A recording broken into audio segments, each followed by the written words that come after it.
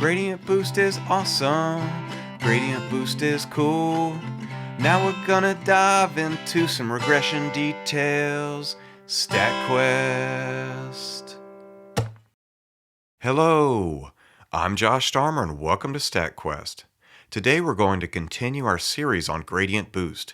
Specifically, we're going to dive into the algorithmic details of how gradient boost is used for regression. Note: this StatQuest assumes you have already watched the first video in this series, Gradient Boost Part 1, Regression Main Ideas. If not, check out the quest. Also, although not required, it might be helpful if you understand gradient descent. So check out that quest if you haven't already.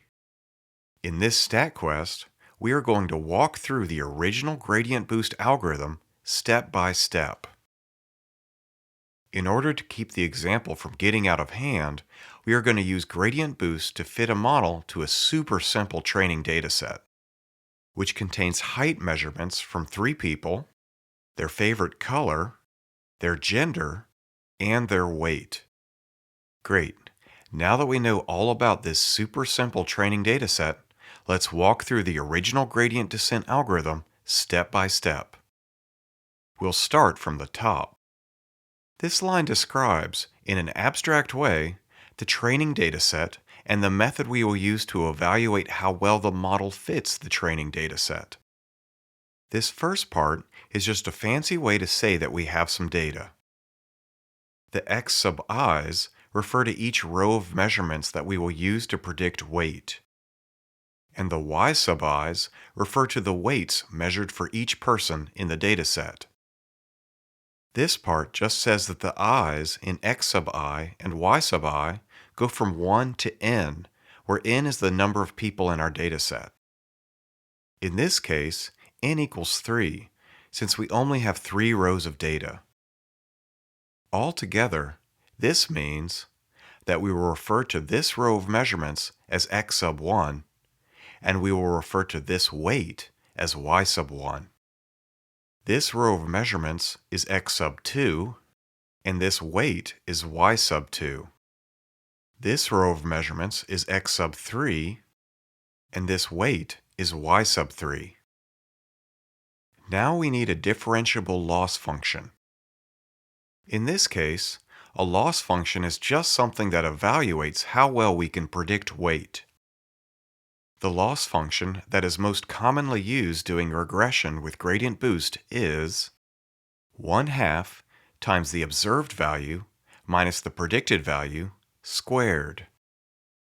Now, just for a few minutes, humor me and ignore the 1/2 in front.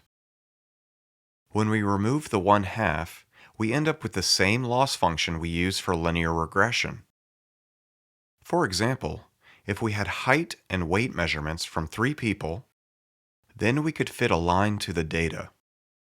Residuals are the differences between the observed weights and the weights that are predicted by the line. We can evaluate how well this greenish line fits the data with the sum of the squared residuals. Thus, the loss function is just a squared residual. If we wanted to compare how well this greenish line fit the data to this pink line, then we would calculate the residuals, the difference between the observed and the predicted values for the greenish line, square them, and add them up, and get 0.26 for the sum of the squared residuals for the greenish line. Then we would do the same thing for the pink line. And I would see that 0.26 for the greenish line is smaller than 6.43 for the pink line. So the greenish line is a better fit because its sum of the squared residuals is smaller. Note: if I multiplied both sides of the formulas by 1/2 and did the math, then we would get smaller numbers. But we would still know that the greenish line fits the data better since its number is still relatively smaller. In other words, it doesn't matter if the loss function is the observed value minus the predicted value squared, or if it's 1/2 times the observed value minus the predicted value squared, since both will tell us that the greenish line has the best fit. The reason why people choose this loss function for gradient boost is that when we differentiate it with respect to predicted and use the chain rule and bring the square down to the front and multiply it by the derivative of minus predicted, which is -1, then the 2 divided by 2 cancels out, and that leaves you with the observed minus the predicted multiplied by -1. In other words, we are left with the negative residual, and that makes the math easier since gradient boost uses the derivative a lot. Okay, we've got a loss function. The y sub i's are the observed values, and f of x is a function that gives us the predicted values. Note, we'll talk more about f of x later. We also know that the loss function is differentiable, since we have already taken the derivative. Bam! We figured out what the input is for the gradient boost algorithm. We've got data, and we've got a differentiable loss function. Note, there are other loss functions to choose from, but this is the most popular one for regression. Hooray! Now we're ready for step 1. We start by initializing the model with a constant value. And that constant value is determined by this funky looking thing. This funky looking thing is easiest to understand if we start on the right side and work our way left. This is just the loss function. The y sub I refers to the observed values. And that funky looking symbol, called gamma, refers to the predicted values. The summation means that we add up one loss function for each observed value. And the argmin over gamma means we need to find a predicted value that minimizes this sum. In other words, if we plot the observed weights on a number line, then we want to find the point on the line that minimizes the sum of the squared residuals, divided by 2. Here's a plot of 1/2 of the sum of the squared residuals for potential predicted values. Note, we could use gradient descent to find the optimal value for predicted, but we can also just solve for it because the math isn't that hard. The first thing we do is take the derivative of each term with respect to predicted. And since we've already shown how to take the derivative of our loss function, we can just plug it in. Then we set the sum of the derivatives equal to 0. And solve. And we end up with the average of the observed weights. So, given this loss function, the value for gamma that minimizes this sum is the average of the observed weights. We have now created the initial predicted value, f sub 0 of x, and it equals 73.3. That means that the initial predicted value, f sub 0 of x, is just a leaf. The leaf predicts that all samples will weigh 73.3. Bam! We finished step 1. We initialize the model with a constant value, f sub 0 of x equals 73.3. In other words, we created a leaf that predicts all samples will weigh 73.3. Now we can work on step 2. Step 2 is huge, but we'll take it one step at a time. Step 2 is a loop where we make all of the trees. In generic terms, we will make m trees, but in practice, most people set m to be 100 and make 100 trees. Little m refers to an individual tree, so when little m equals 1, then we're talking about the first tree. When little m equals big M, then we're talking about the last tree. And when little m is somewhere between 1 and big M, then we're talking about a tree somewhere between 1 and big M. Since we are just starting step 2, we will set little m equal to 1. Part A of step 2 looks nasty, but it's not. This part is just the derivative of the loss function with respect to the predicted value. And we've already calculated this. This big minus sign tells us to multiply the derivative by -1. And that leaves us with the observed value minus the predicted value. In other words, this nasty looking thing is just a residual. Now we plug f sub m minus 1 of x in for predicted. And since m equals 1, that means we plug in f sub 0 of x for f sub m minus 1 of x. And since f sub 0 of x is just the leaf set to 73.3, we plug in 73.3. Now we can compute r sub I comma m, where r is short for residual, I is the sample number, and m is the tree that we're trying to build. This tells us to calculate residuals for all 3 samples in the dataset. So we'll start with r sub 1 comma 1, the residual for the first sample and the first tree. So we plug in the observed weight for the first sample and get 14.7. We'll keep track of r sub 1 comma 1 by adding it to the dataset. Now we calculate r sub 2 comma 1.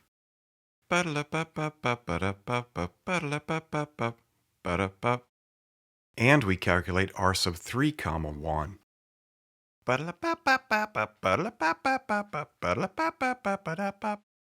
Hooray! We finished part A of step 2 by calculating a residual for each sample. Note, before we move on, I just want to point out that this derivative is the gradient that gradient boost is named after. Little Bam. I also want to point out that the r sub I comma m values are technically called pseudo residuals. When we use this loss function, we end up calculating normal residuals. But if we used another loss function, this time we're not multiplying by 1/2, then we would end up with something similar to a residual, but not quite. In other words, we'd end up with a pseudo residual. And that's why the r sub I comma m's are called pseudo residuals. Okay, now let's do part B. All this is saying is that we will build a regression tree to predict the residuals instead of the weights. So we will use height, favorite color, and gender to predict the residuals. Here's the new tree. Yes, I know this is just a stump, and Gradient Boost almost always uses larger trees.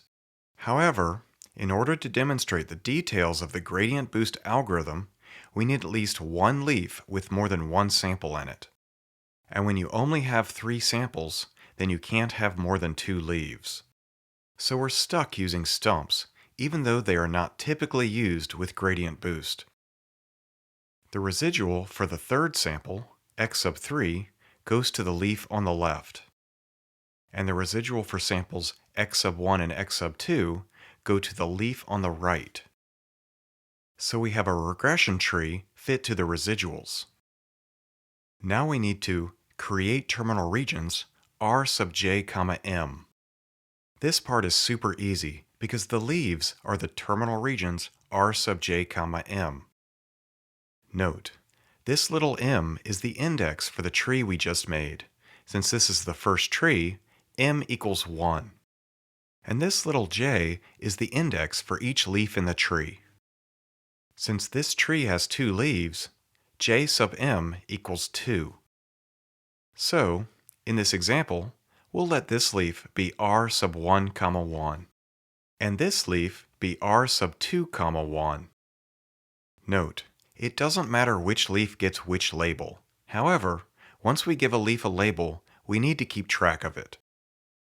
Hooray! We finished part B of step 2 by fitting a regression tree to the residuals and labeling the leaves. Now let's do part C. In this part, we determine the output values for each leaf.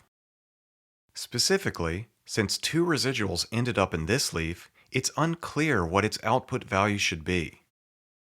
So for each leaf in the new tree, we compute an output value, gamma sub j comma m.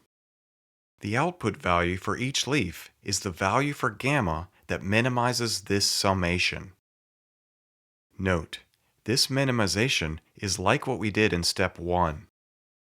One small difference is that now we are taking the previous prediction into account. While before, since we were just starting out, there was no previous prediction. The other difference is that this summation is picky about which samples it includes. While before, the summation included all of the samples. Specifically, the x sub I in r sub I comma j means that, since only one sample, x sub 3, goes to leaf r sub 1 comma 1, then only x sub 3 is used to calculate the output value for r sub 1 comma 1. And since only two samples, x sub 1 and x sub 2, go to leaf r sub 1 comma 2, then only x sub 1 and x sub 2 are used to calculate the output value for r sub 1 comma 2. Let's start by calculating the output value for the leaf on the left, r sub 1 comma 1. That means j equals 1, since this is the first leaf, and m equals 1, since this is the first tree. Now let's replace the generic loss function with the actual loss function that we decided to use. And let's expand the summation into individual terms. Since only x sub 3 goes to r sub 1 comma 1, expanding means we remove the big sigma and swap the i's with 3's. Now we plug in the value for y sub 3, the observed value, and the most recent predicted value for x sub 3. Since m equals 1, the most recent prediction was f sub 0 of x, which predicted that all samples weighed 73.3. So we plug in 73.3 for f sub m minus 1 of x sub 3, and simplify what's inside the parentheses. Now we need to find the value for gamma that minimizes this equation. Just like step 1, we can try different values for gamma or solve it analytically. Since the math is easy, we'll solve for it. First, we take the derivative of the loss function with respect to gamma, just like we did at the very start. We use the chain rule. And get this. Now we set the derivative equal to 0 and solve. The value for gamma that minimizes this equation is negative 17.3. And that means gamma sub 1 comma 1 equals negative 17.3. And ultimately, the leaf r sub 1 comma 1 has an output value of negative 17.3. Now let's solve for the output value for r sub 2 comma 1. That means j equals 2 since this is the second leaf, and m equals 1 since this is still the first tree. Now plug in the loss function. Expand the summation. Plug in the observed weights. And plug in 73.3 for f sub m minus 1 of x sub 1 and f sub m minus 1 of x sub 2. Now simplify what's inside the parentheses. And take the derivative with respect to gamma using the chain rule. And that gives us this derivative, which we set equal to 0. And then we solve. Beep boop boop beep boop. We end up with the average of the residuals that ended up in leaf r sub 2 comma 1. And that equals 8.7. So the value for gamma that minimizes this equation is 8.7. And that means gamma sub 2 comma 1 equals 8.7. And ultimately, the leaf r sub 2 comma 1 has an output value of 8.7. One last little observation before we move on. We just saw that the output value for this leaf, r sub 2 comma 1, is the average of the residuals that ended up here. Given our choice of loss function, the output values are always the average of the residuals that end up in the same leaf. Even if only one residual ends up in a leaf, the output value is still the average since negative 17.3 divided by 1 equals negative 17.3. Hooray! We finished part C of step 2 by computing gamma values, or output values, for each leaf. Now let's do part D. In part D, we make a new prediction for each sample. Since this is our first pass through step 2 and m equals 1, this new prediction will be called f sub 1 of x. The new prediction, f sub 1 of x, is based on the last prediction we made, f sub 0 of x, and the tree we just finished making. Note, this summation is there just in case a single sample ends up in multiple leaves. The summation says we should add up the output values, gamma sub j comma m's, for all the leaves, r sub j comma m, that a sample, x, can be found in. The last thing in this equation is this Greek character, nu. Nu is the learning rate and is a value between 1 and 0. A small learning rate reduces the effect each tree has on the final prediction, and this improves accuracy in the long run. In this example, we'll set nu to 0.1. Hooray! We've created f sub 1 of x. Now we will use f sub 1 of x to make new predictions for each sample. We'll start with the first sample, x sub 1. The new prediction for x sub 1 starts with the last prediction, f sub 0 of x, which is 73.3, plus 0.1 times the output value from the new tree, which is 8.7 because x sub 1's height is greater than 1.55. Now just do the math. The new prediction for the first sample is 74.2, which is slightly closer to the observed weight, 88, than the first prediction, 73.3. Bam! Now let's make a new prediction for the second sample, x sub 2.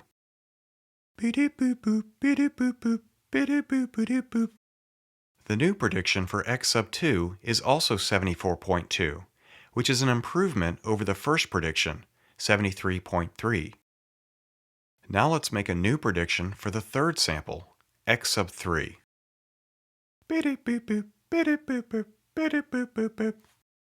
The new prediction is 71.6, which is an improvement over 73.3. Double bam! Hooray! We made it through one iteration of step 2. We started by setting m to 1. Then we solved for the negative gradient, plugged in the observed values, plugged in the latest predictions, and that gave us residuals. Then we fit a regression tree to the residuals and computed the output values, gamma sub j comma m, for each leaf. Lastly, we made new predictions for each sample, f sub 1 of x, based on the previous prediction, f sub 0 of x, the learning rate, nu, and the output values, gamma sub j comma m, from the new tree. Now we set m equals 2 and do everything over again. A. Calculate new residuals for the new predictions. B. Create a new tree. C. Calculate output values. And D. Make new predictions. At the end of the second round, m equals 2, and the new predictions, f sub 2 of x, are based on the predictions made by f sub 1 of x, and the learning rate times the output values from the newest tree. Now, in the interest of time, let's assume big M equals 2 so that we are done with step 2. Note, in practice, big M equals 100 or more. Now we are ready for Gradient Boost's third and final step. If big M equals 2, then f sub 2 of x is the output from the Gradient Boost algorithm. Holy smokes, we made it through this whole thing. That's crazy. Now if we receive some new data, we could use f sub 2 of x to predict the weight. The predicted weight equals 73.3 beep, beep, beep, beep, beep, plus 0.1 times negative 17.3 beep, beep, beep, beep, beep, plus 0.1 times negative 15.6, which equals 70. Gradient Boost predicts this person weighs 70 kilograms. Triple bam! Note, before we go, I want to remind you that Gradient Boost usually uses trees larger than stumps. I only use stumps in this tutorial because our training dataset was so darn small. Also, be sure to watch part 3 of this exciting series on Gradient Boost. Next time we'll talk about classification. Hooray! We've made it to the end of another exciting StatQuest. If you like this StatQuest and want to see more, please subscribe. And if you want to support StatQuest, well, consider getting 1 or 2 of my original songs or buying a t-shirt or a hoodie or a onesie or something. Anyways, the links are below. Alright, until next time, quest on!